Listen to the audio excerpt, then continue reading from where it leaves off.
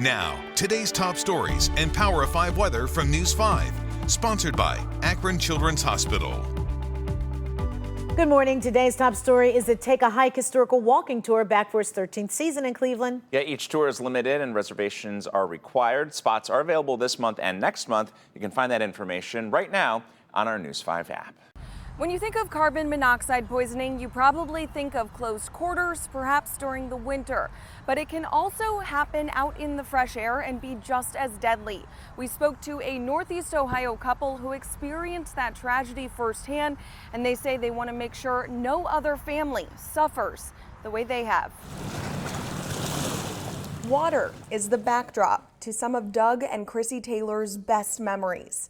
And June 30th, 2019 started out as one of those good days. We were boating just as we normally do. The pair brought their sons, 7-year-old Afton and his younger brother, to Salt Fork State Park on the boat Doug inherited from his dad, the boat he had been navigating for decades. One of the best days we've ever had, and he didn't even fight with his brother that day. But that good day quickly turned into a nightmare as they were getting ready to leave. We've been going through no-wake zones with, dangling feet in the water at a very slow pace since as long as I can remember. Afton was sitting in the back of the boat. I looked over to make sure he was okay. He gave me a thumbs up. I went back to rolling up a rope to make sure that everything was secure for the trip. And then he was gone. That was the last time I saw him before we had to identify his body. Afton fell off. Officials did not find him until the next morning. His death was considered a drowning. We knew our son could swim. We thought that was very odd. It wasn't until a month later when they found out their sweet and loving little boy actually died of carbon monoxide poisoning. He was gone before he even touched that water. It is an open boat, mid-engine boat, and going at a slow speed. The exhaust is actually underneath the boat, underneath the back deck.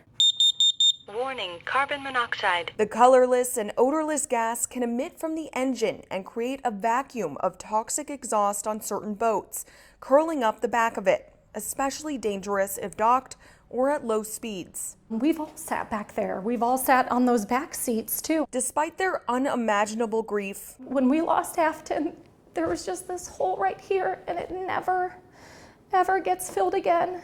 And it's just this emptiness. The Taylors want to share their message. Smaller children should not be in the back of the boat at a lower speed. When I feel that emptiness, it's like I have to do something.